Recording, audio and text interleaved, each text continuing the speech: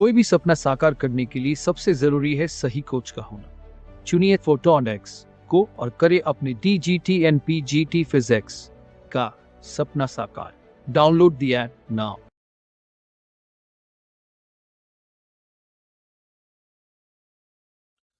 तो लेवल 2 जो है फिजिक्स का वो हम स्टार्ट कर चुके थे, जिसके अंदर में पहला टॉपिक हम पढ़ रहे हैं इलेक्ट्रोस्टैट। और इलेक्ट्रोस्टैट में मैंने बेसिक आपको जो टर्मिनोलॉजी जो यहाँ पर यूज करते हैं वो सारी बता दी थी। और इलेक्ट्रॉन जो चार्ज हम यूज करते हैं उसके बेसिस के ऊपर में हम तीन तरीके से अपने पूरे इन चैप्टर्स को डिफाइन करते हैं। उसके बारे में मैंने पिछले लेक्चर में आप लोगों को बताया। रेस्ट में कांस्टेंट वेलोसिटी हो तब, और एक्सेलेरेशन जब उसके अंदर में आ जाता है चार्ज के अंदर में, तो किस तरह से हमारी जो थ्योरीज हैं, जो हमारे कॉन्सेप्ट्स हैं, वो डील करने होते हैं। तो बेसिकली अभी हम जो पढ़ने वाले हैं वो पढ़ेंगे हम रेस्ट के ऊपर में। अगर हमारे पास में कोई चार्ज रहता है तो वो बेसिकली इलेक्ट्रिक फील्ड जो है वहां पर डेवलप करेगा, और इलेक्ट्रिक फील्ड के बेसिस पे क्या क्या चीजें हमें देखनी पड़ती हैं, उन्हीं के बारे में जो है इन्फॉर्मेशन आप लोग को मिलने वाली है। ध्यान रहे कि मैं बिल्कुल बेसिक टू जो एडवांस लेवल तक की हमारी चीजें होंगी, चाहे मैं कूलम्ब्स लॉ पढ़ा रहा हूँ, चाहे मैं इलेक्ट्रिक फील्ड पोटेंशियल या जो भी पढ़ाया जाएगा आपको, हर तरह के न्यूमेरिकल्स प्लस में जो भी थ्योरी के छोटे छोटे पोस्टुलेट्स बन सकते हैं वो सारे के सारे यहाँ पर कवर करवाए जाएंगे। तो यहाँ पर आप लोगों ने कूलम्ब्स लॉ की बात करी। कूलम्ब्स लॉ में सभी को इसकी डेफिनेशन जो है बहुत अच्छे से आती है, लेकिन कुछ चीजें हैं जो मैं आप लोगों को यहाँ पर जो है अलग से बताना चाहूंगा। देखिए, कूलम्ब्स लॉ की जरूरत क्यों पड़ती है। जैसे हम फिजिक्स की बात करते हैं तो कुछ ना कुछ हमें नियम मानने पड़ते हैं। जैसे ग्रेविटेशन की बात करें तो ग्रेविटेशन में आपने बोला कि दो ऑब्जेक्ट्स हैं, वो एक दूसरे को हमेशा अट्रैक्ट करती हैं, कभी भी वो एक दूसरे को रिपेल नहीं करती। तो ये कहाँ से चीजें निकल कर आती हैं। तो ऐसे ही लॉ जो बनाए जाते हैं और जिसको हमें क्या करना पड़ता है, मानना पड़ता है। यानी कि नियम है जिनको हमें क्या करना पड़ेगा, मानना पड़ेगा। तो यहाँ पर बोला गया कूलम्ब्स जो था, जब आपके पास में दो चार्जेस है, चार्जेस इन द सेंस की हवा में लटके हुए मैंने पकड़ा और यहाँ पे रख दिया, ऐसा कुछ है नहीं भाई। जनरल भाषा में आप ये समझो कि मान लो मेरे पास में ये ऑब्जेक्ट है और दूसरा मान लेते हैं कि एक और ऑब्जेक्ट मैं लेकर आता हूँ, ये वाला। इन दोनों को मैं रब करता हूँ और रब करने के बाद में पास मैंने रख दिया, तो इसके ऊपर में कुछ चार्ज था, इसके ऊपर में कुछ चार्ज है। तो ये जो डॉट्स दो बने हुए हैं, इन दो बॉडीज को आप मान के चलेंगे, विजुअलाइज ये करेंगे कि जब भी मैं चार्ज बोलूँ तो कोई ना कोई बॉडी रखी हुई है, चाहे आपका पेन हो, चाहे आपका कॉपी हो, चाहे आपके जो कॉम्ब हो, यानी कि इसके बाद में चाहे कुछ भी बॉडी आपके आसपास में है, तो आप उसको ये मान के चलेंगे कि आप उसके ऊपर में चार्ज डेवलप कर रहे हैं। पहली चीज यही आपके दिमाग में आनी चाहिए। इससे आपकी क्लैरिटी आएगी, टॉपिक्स को लेके थोड़ी सोच डेवलप होगी कि चार्ज जो है वो कोई हवा में उड़ता हुआ कोई ऐसी वैसी चीज नहीं है, हमें किसी ना किसी बॉडी के ऊपर में वो डेवलप करनी पड़ती है। तो मैंने दो बॉडीज ली, एक मार्कर और एक पेन, वो मैंने यहाँ पर रख दिया उनको चार्ज करके, ठीक है। तो यहाँ पर बोला गया कि जब भी ये दो चार्जेस है तो इनके बीच में इंटरेक्शन होगा। इंटरेक्शन का मतलब है कि वो या तो अपने आप को रिपेल करेंगे एक दूसरे से, या फिर वो क्या करेंगे, एक दूसरे की तरफ में अट्रैक्ट करेंगे। तो इन दोनों बेसिस के ऊपर में यहाँ पर जो कहानी पढ़ाई जाती है, वो जो नियम बताएगा कि वो चार्ज हमारे पास में अट्रैक्ट करेंगे या रिपेल करेंगे, और कितनी फोर्स से करेंगे और किस तरफ करेंगे। देखो, दो चीज आती हैं कि एक तो उसके पास में मैग्नीट्यूड होगा, दूसरी उसकी डायरेक्शन होगी। तो ये दोनों चीजें हमें बतानी पड़ेंगी कि भाई कितनी मैग्नीट्यूड का होगा, कितनी फोर्स उसके ऊपर में लगेगी, और साथ में किस डायरेक्शन में उस चार्ज के ऊपर में इंटरेक्शन होगी, यानी कि रिपेल करेंगे या फिर अट्रैक्ट करेंगे। तो इसीलिए कूलम्ब्स ने कहा कि भाई आपको दो चार्ज पकड़ के रख लिए, मान लो ये वाला और एक चार्ज ही हो गया Q1 और Q2।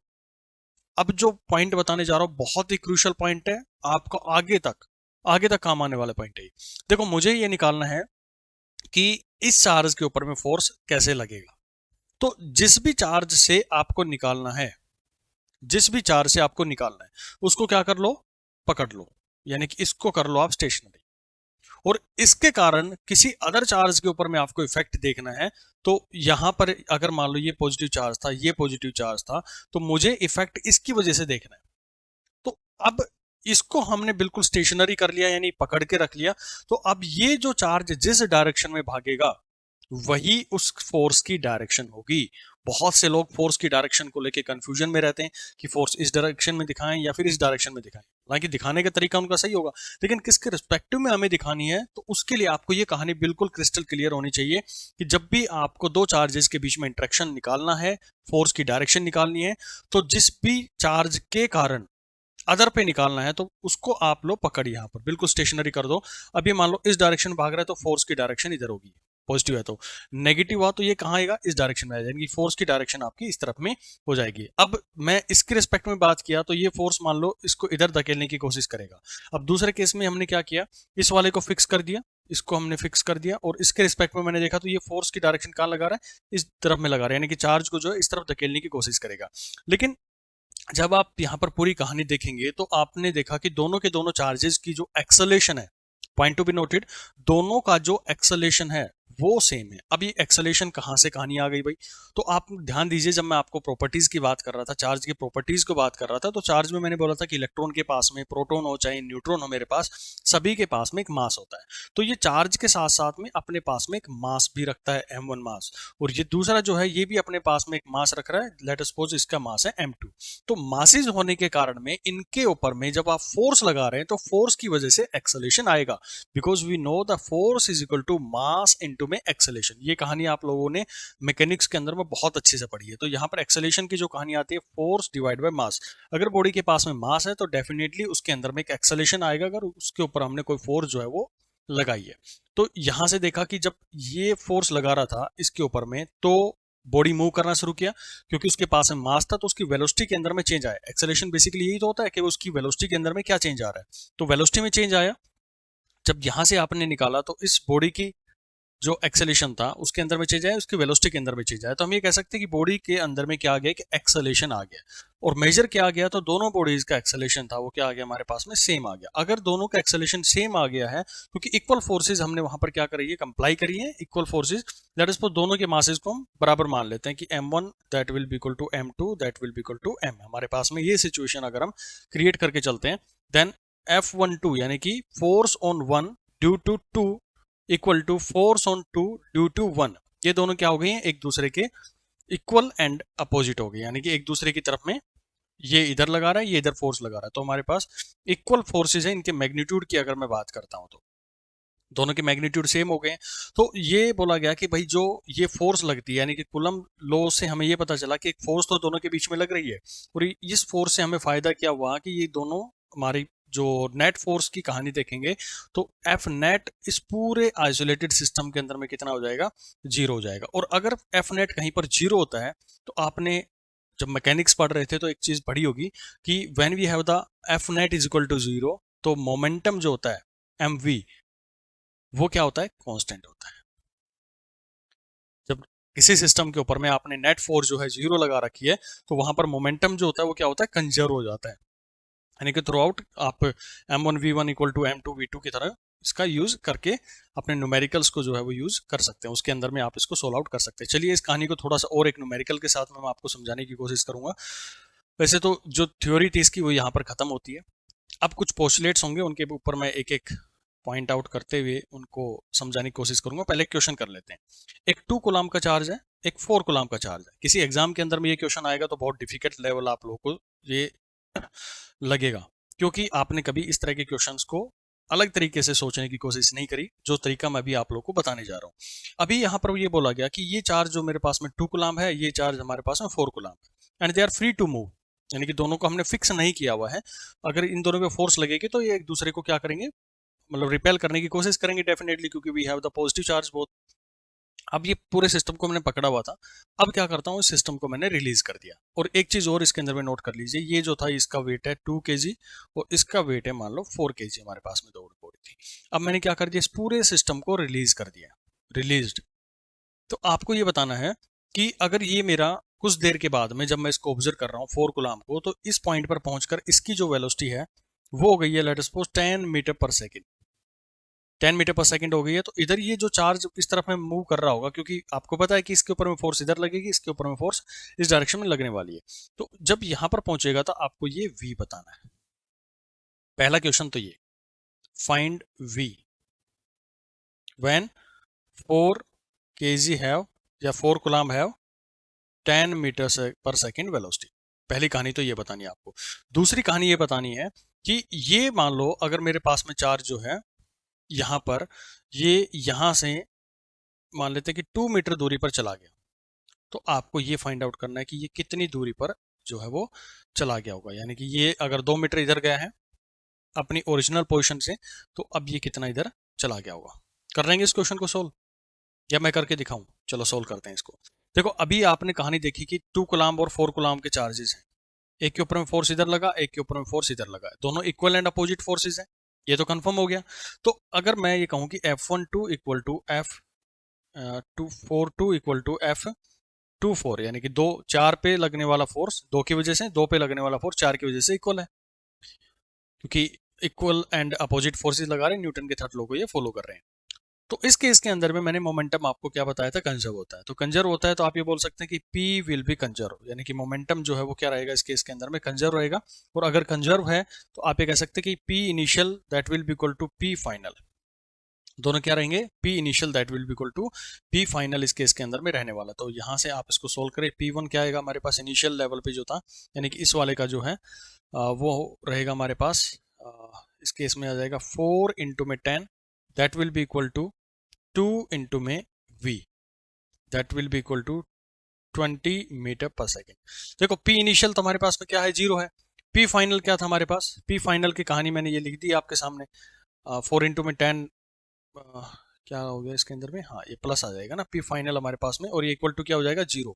इक्वल टू 0 क्यों बोला गया, क्योंकि इनिशियली कोई वेलोसिटी नहीं थी उसके पास में, तो इनिशियल हमारे पास में 0 हो गया। फाइनल मैंने इसका क्या किया, 4 kg इंटू में 10 वाला ये हो गया, प्लस में 2 इंटू में v ये कर दिया मैंने।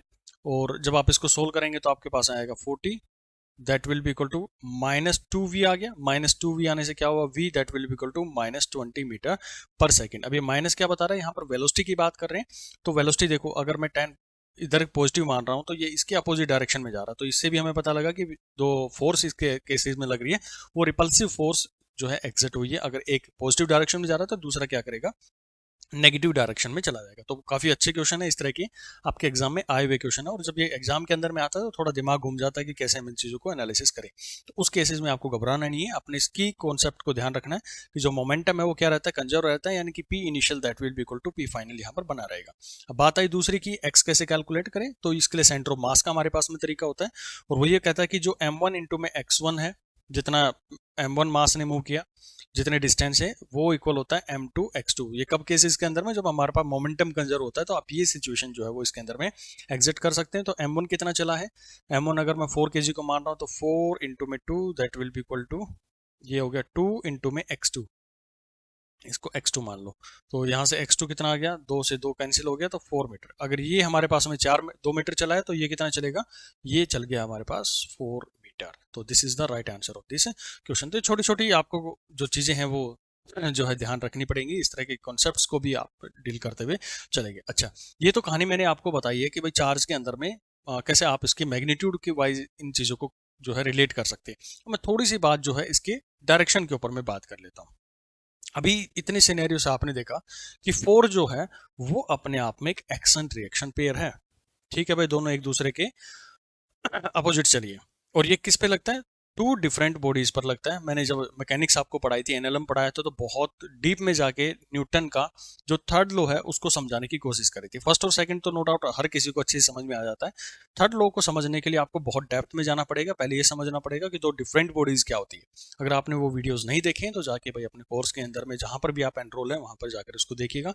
और जो फर्स्ट टाइम इन वीडियोज को देख रहा है तो अपने फोटोनिक्स ऐप जाकर डाउनलोड कर लीजिएगा, वहां पर हमारा कंप्लीट कोर्स जो है वो चल रहा है आपके वनडे कॉम्पिटिटिव एग्जाम्स के लिए। तो ये लगता है 2 बॉडीज के ऊपर में, ठीक है। और तीसरा जो लगता है वो लगता है अपोजिट डायरेक्शन में। कहाँ लगता है ये, अपोजिट डायरेक्शन में लगता है। अब किसी बच्चे के दिमाग में ये आया, अच्छा ये बॉडीज हैं 2 बॉडी अपोजिट डायरेक्शन में, ठीक है, एक्शन रिएक्शन पेयर, फोर्स लगेगा, हो गया, एक्शन रिएक्शन पेयर भी लगेगा, 2 डिफरेंट बॉडीज भी मैंने ले ली है। और तीसरा जो है वो फोर्स अपोजिट डायरेक्शन में लगना है। तो जरूरी थोड़ा ना भाई अपोजिट डायरेक्शन ऐसे ही हो, अपोजिट डायरेक्शन ऐसे भी तो हो सकती थी, ये बॉडी इधर जा रही है, ये बॉडी इधर चली गई है, ये भी तो अपने आप में अपोजिट फोर्सेस ही तो हैं। तो इसमें हमारा जो है थोड़ा सा जो कूलम्स लॉ है वो फेल हो जाता है। तो उसके लिए वहां पर एक और स्टेटमेंट दी जाती है कूलम्स लॉ के अंदर में, क्योंकि बच्चे का दिमाग है भाई वो सोच सकता है ऐसे भी हमारे पास, क्योंकि आपने तो बोल दिया अपोजिट डायरेक्शन के अंदर में जाती है। तो इस चीज को सिग्निफाई करने के लिए एक स्टेटमेंट इसके अंदर में जोड़ दी जाती है कि forces lies along the line, force जो है वो along the line, along the line joining two charges, joining two charges. तो ये पॉइंट आपको बहुत ही क्रूशियल रहेगा इन सब चीजों के अंदर में, क्योंकि फोर्सेस की डायरेक्शन को डिफाइन करना ही हमारे कूलम्स लॉ का सबसे इंपॉर्टेंट चीज है। जिसको कूलम्स लॉ के अंदर में फोर्स की डायरेक्शन डिफाइन करनी आ गई है, बट देखो कूलम्स जो है उसका तो एक फॉर्मूला है, तो फॉर्मूला सिर्फ हमारे पास में न्यूमेरिकल बेसिस को, तो दो चार्जेस के ऊपर में ये हमारी फोर्सेस लग रही है, तो यहाँ से आपको ध्यान रखना है कि लाइन ज्वाइनिंग जो दो चार्जेस की रहेगी उसी के ऊपर में ये फोर्सेस लगेंगी। और ये क्योंकि चार्ज के सेंटर टू सेंटर लग रही है, तो आप ये कह सकते हैं कि ये फोर्सेस कैसी हैं, सेंट्रल फोर्सेस हैं। तो कई बार क्वेश्चन आप लोगों से पूछा जाता है कि जो कूलम्ब्स लॉ है या फिर जो इलेक्ट्रोस्टैटिक फोर्स है वो किस तरह की फोर्स होती है, वो सेंट्रल फोर्सेज होती है। देखो जो मैकेनिक्स सिर्फ हमारा इलेक्ट्रोस्टैट तो एक फॉर्मूला देगा, कूलम्ब्स लॉ तो सिर्फ एक फॉर्मूला देगा, लेकिन फॉर्मूले के बाद में जो हमारे पास में बचता है वो पूरा का पूरा मैकेनिक्स होता है। आपका वेक्टर कैलकुलेशन होगा, फ्रिक्शन वगैरह का यूज करेंगे, तो डिफरेंट डिफरेंट वेरिएशन में आप लोग को इन क्वेश्चंस के अंदर में डालने की कोशिश करूंगा। अब यहाँ पर बात हुई हमारे पास कूलम्ब्स लॉ की, अब मैं छोटी छोटी चीजें इसको थोड़ा वेक्टर रिप्रेजेंटेशन के अंदर में भी आपको करके दिखा देता हूँ, या जो फोर्स है उसको हम कैसे किस फॉर्मूले से कैलकुलेट करेंगे। आप सभी ने उस फॉर्मूले को पढ़ा है, क्योंकि हमने देखा कि जो हमारी फोर्सेज हैं दो चार्जेस के बीच में वो इक्वल एंड अपोजिट होती हैं, और ये देखा गया, पूरा ऑब्जर्व किया गया कि ये जो चार्जेस हैं उनके डायरेक्टली प्रोपोर्शनल होती है उनके मैग्नीट्यूड की बात करें, और इनवर्सली प्रोपोर्शनल होती है आर स्क्वायर से। क्योंकि यहाँ पर आप देख रहे हैं कि ये आर स्क्वायर है, यानी कि लीनियर वेरिएशन यहाँ पर नहीं होता है, नॉन लीनियर वेरिएशन होता है फोर्सेस का। जैसे जैसे आप दूरी को बढ़ाते चलेंगे तो वहां पर जो वेरिएशन है वो ज्यादा होता चलेगा, नॉन लीनियर तरीके से वहां पर वेरिएशन है वो टेक प्लेस करेगा। तो जब इसको सोल्व किया गया, आप इन दोनों क्वांटिटीज को लेकर आएंगे, तो इन दोनों को जोड़ने की कोशिश करेंगे, तो F Q one Q two divide by R square आएगा। और जो के है इसकी वैल्यूज आप सभी ने जानी है कि ये जो वैल्यू है इसके मैग्नीट्यूड की बात कर रहा हूं मैं, ये तो सबको पता होगा ना, वेक्टर के ऊपर में मैंने दो मॉडल्स लगा दिए तो मतलब इसकी मैग्नीट्यूड की कहानी चल रही है। क्योंकि आगे मैं इसकी वेक्टर रिप्रेजेंटेशन भी आप लोगों को शो करूंगा, तो सिर्फ क्या करूंगा, ये जो बाहर की मॉडल्स है इसको हटा दूंगा, इसलिए अभी कॉमन बनाने के लिए मैंने इसके साथ में मॉडल्स लगा दिया है। ओके, इस के की वैल्यू और आप फर्दर डिवाइड करें तो इसको 4 पाई एप्सिलॉन नॉट, ये सभी को रट्टा मार रखी, सबको याद है ये, लेकिन इनके न्यूमेरिकल जब आते हैं ना, जब आप थोड़ा सा घूम जाते हैं, तो वो हमारा मेन अप्रोच न्यूमेरिकल सोल्व ही करवाना रहेगा आप लोगों के साथ में।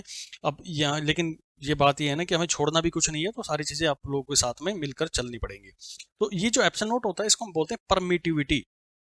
क्या बोलते हैं इसको, परमिटिविटी ऑफ फ्री स्पेस। अभी ध्यान रखें कि मैं सिर्फ फ्री स्पेस की बात कर रहा हूँ, आगे जब मैं मीडियम वगैरह उसके अंदर में जो है इंसर्ट कर दूंगा, मान लो मैंने चार्जेस को पानी के अंदर में रख दिए, चार्जेस को कैरोसिन के अंदर में, अल्कोहल के अंदर में रख दिए, तो कैसा वहां पर बिहेवियर होगा, वहां पर कैसी फोर्स जो है वो एक्ट करेगी, बहुत डेप्थ में जाके वो चीज समझाऊंगा। आपने कभी भी किसी बुक के अंदर में एटलीस्ट वो चीजें नहीं पढ़ी होंगी, पूरा जो हमारे पास में प्रैक्टिकल एप्लीकेशन होती है ना उनकी, वो मैं आप लोगों को समझाने वाला हूँ आगे।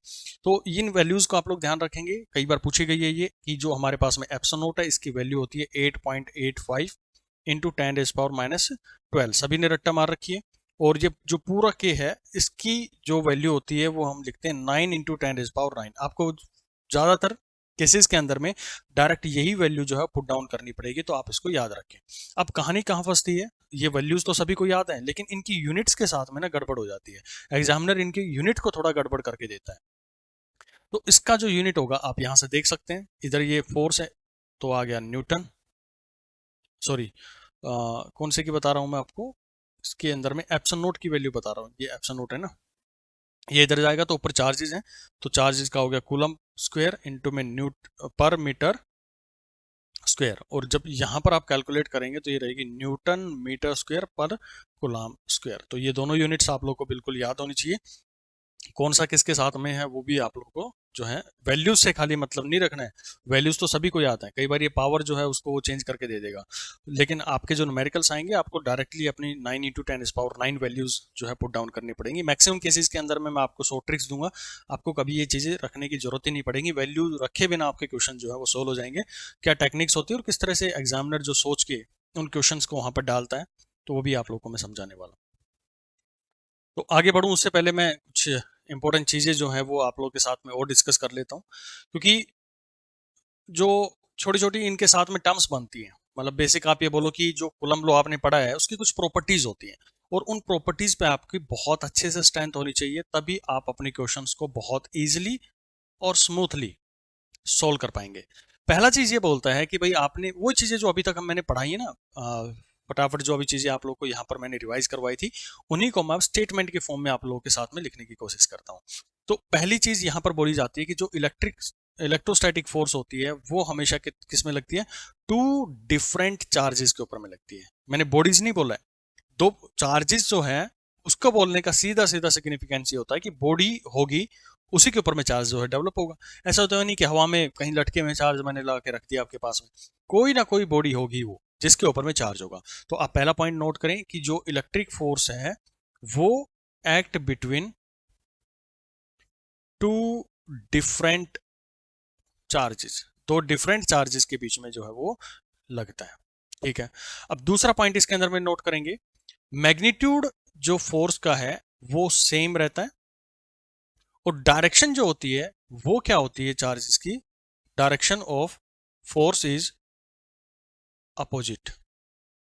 किसके केस में, जब हमारे पास में सेम चार्जेस हो, एक जैसे चार्ज हो, यानी पॉजिटिव पॉजिटिव नेगेटिव नेगेटिव, और जब नेगेटिव चार्ज हो जाएगा तो उसके अंदर में क्या रहेगा, वो तीसरे केस में बात करें, मैग्नीट्यूड तो हमारे पास में फोर्स का सेम रहेगा, लेकिन जो डायरेक्शन है वो क्या हो जाएगी, डायरेक्शन ऑफ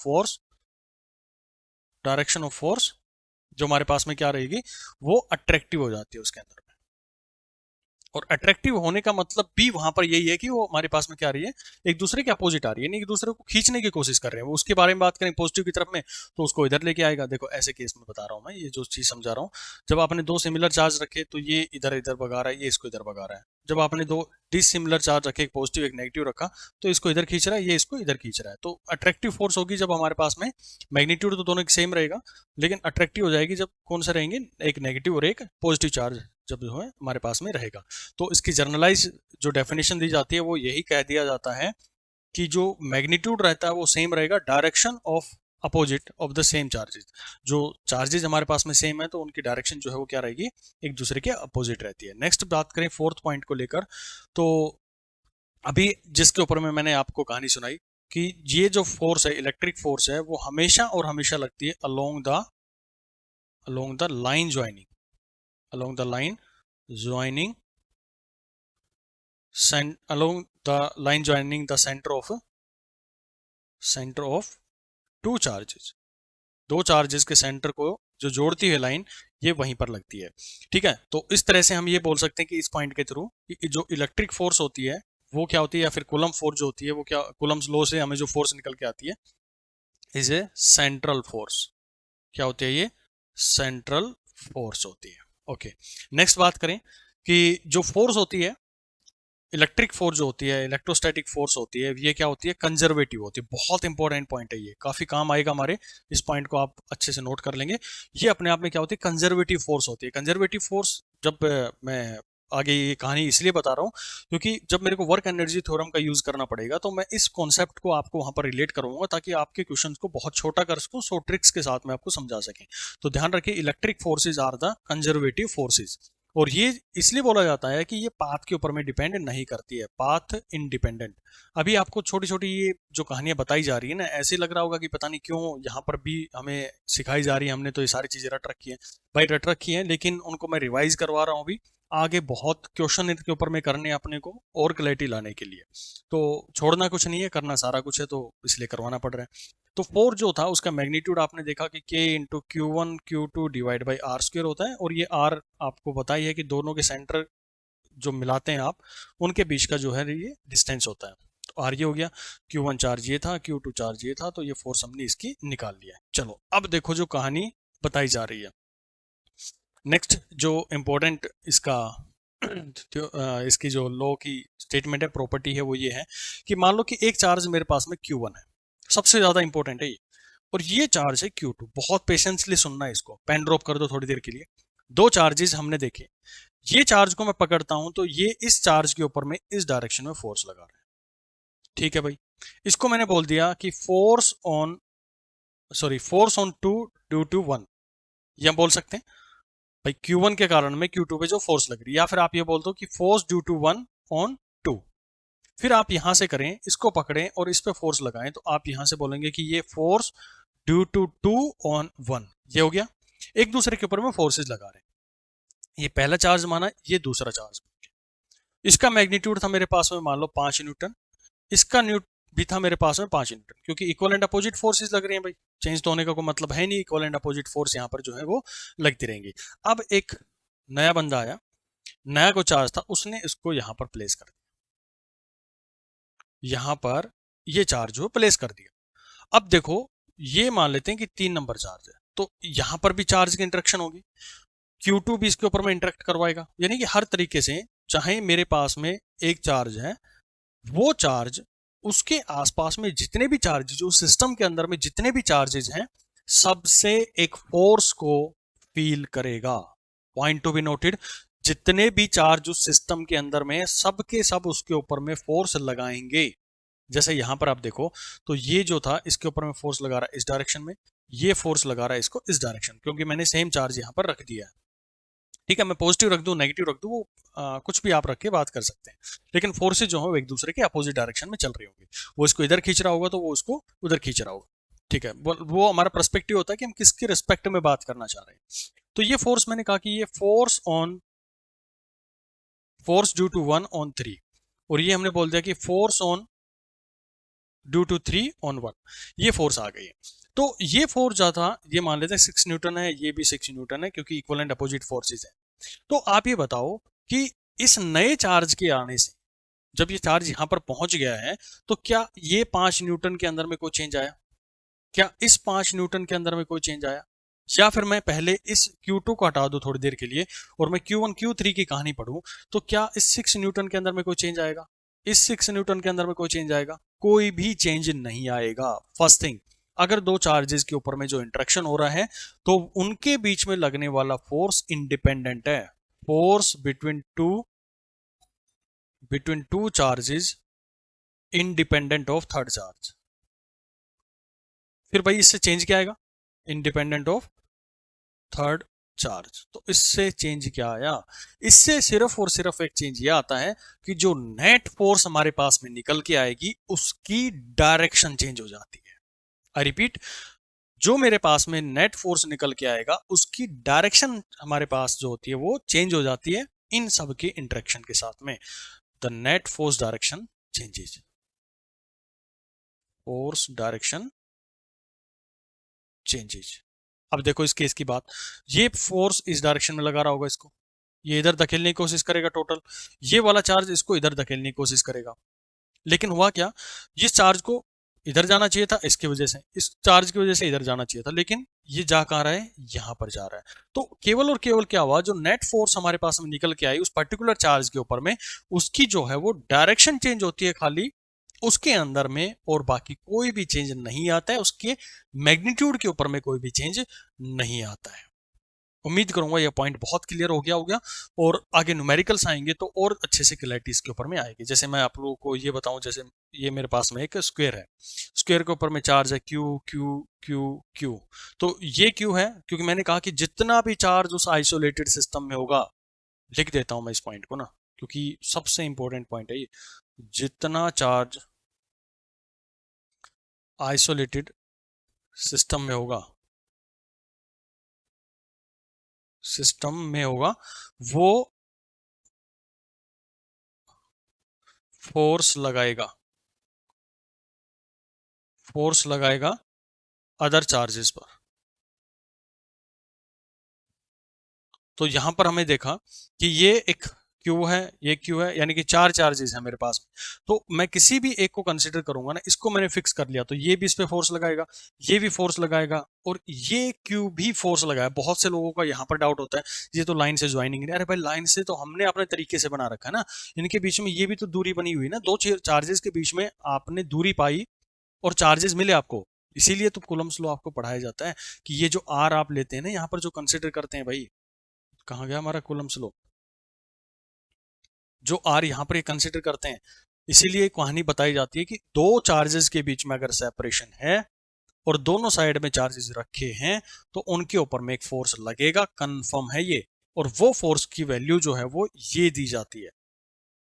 तो ये देखो, इनके बीच में दूरी भी तो है, देखो ये बेशक हमारे पास में उसके डायगोनल के बीच की दूरी है वो, लेकिन दूरी तो है, जरूरी नहीं है उनको हमने आपस में जोड़ रखा है, ये तो अपने अपनी सहूलियत के लिए इन चार्जेस को एक स्क्वायर के ऊपर में रख दिया। मैं ऐसे बोलता है 1 4 2 4 3 4, ये हो गया 4 चार्जेस मैंने दे दिए होते, तब कैसे करते? तब भी तो ये बोलते कि ये इस पे लगा रहा है, ये इस पे लगा रहा है, ये भी तो फोर्स लगा रहा है, और फाइनल जो इन तीनों फोर्सेस का जो रिजल्टेंट आएगा वो कहाँ जाएगा? इस डायरेक्शन में चला जाएगा।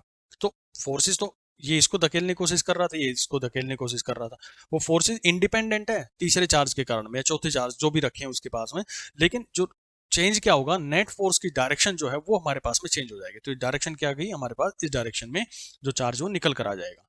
अब लास्ट और बहुत इंपॉर्टेंट पॉइंट है जिसके बारे में आगे मैं डिस्कस करूंगा इस पूरी कहानी को लेके, वो ये बोला गया है कि नेट फोर्स जो निकल के आता है, net force depends on medium, depends on medium. अभी देखो एक फॉर्मूला था आपको, 1/4 pi epsilon naught Q1 Q2 divide by R square आपको दिया जाता है। और ये मैंने क्या बोला था, परमिटिविटी, यानी कि वो इलेक्ट्रिक फील्ड को कितना परमिट करता है अपने अंदर से जाने के लिए। तो ये जब डिपेंड कर रहा है वो कहीं ना कहीं मीडियम के ऊपर में डिपेंड कर रहा है। अगर मैं फ्री स्पेस की बात कर रहा हूं तो ये है मेरे पास। अगर मैं आगे बात करूंगा, कोई मीडियम इसके अंदर में इंसर्ट कर दूंगा, मैं वाटर के अंदर में रख दिया, अल्कोहल के अंदर में, केरोसिन के अंदर। कोई भी सपना साकार करने के लिए सबसे जरूरी है सही कोच का होना। चुनिए फोटोन एक्स को और करे अपने DGT-NPGT फिजिक्स का सपना साकार। Download the app now.